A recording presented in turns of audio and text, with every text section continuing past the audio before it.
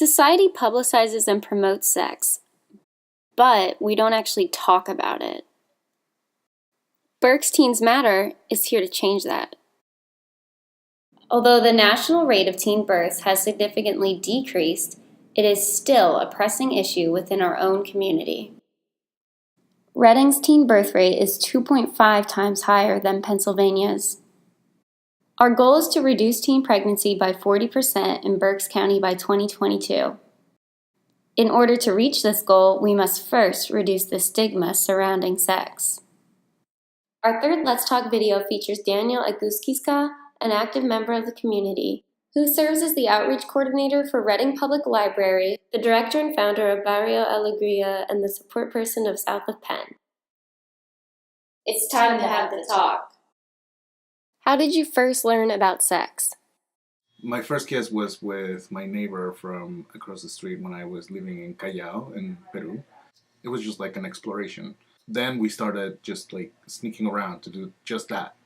I didn't really quite understand why we were not doing it in front of people. And my mom just went like, "Where are you at?" And then found us. And then she wasn't really harsh about it, but she sat me down, and then it was just one of the most awkward conversations that I've had. Was it awkward to talk to your mom about sex? Yeah, she doubled down on Freud on me. She said, "What do you think your grandmother would think if she saw you here?" Yeah, sex was this thing that you did not talk about. You did not want to bring. Did you notice a difference in how people discuss sex in America in comparison to how they did in Peru?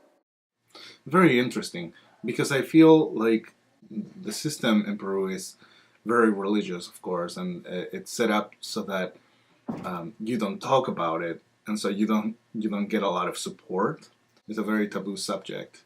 And then when we came here, my experience was that everybody was talking about it. However, it lost that natural feeling. Here, it seemed like it was more of a, oh yeah, you gotta do this thing, almost like to be cool or to be, you do this. In Peru, you first have to go and court the girl, and the girl receives the flowers, and you write poems, and she says no, and then you're like, wow, I have to fight harder, so you write more poetry, or you do different things, to court, and then you're not really looking for that. The idea was that here is like, you jump all the way to the end, and then you're losing the process. And in Peru, it's more about the process.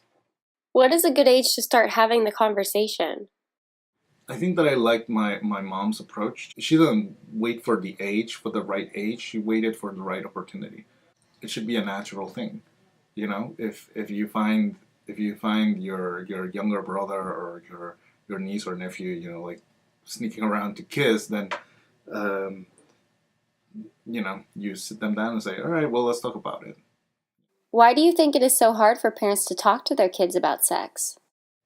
Well, I think that it's in our heads, we equate sex to something bad. It should be discussed as a beautiful thing, and what the role is, and the consequences too. Of like, okay, so well, if you're going down this path, just so you know, this is where you will land. What is a common misconception kids have about sex? These days, straight to the camera, is that adults don't know anything about what you're going through. We've been there. I've been there. What do you think we can do to help decrease the high percentage of teen births within Reading? This is a great start, to start talking about it and demystifying it, because statistics don't lie. Our youth is having sex. I don't know if they really understand what the consequences of that is. I would say, let's think about what my mother said to me one time. Before you get to the point where you lay with another person, you have to make sure that you are mature enough to understand what that means. Having the notion and having these types of conversations, I think, is great.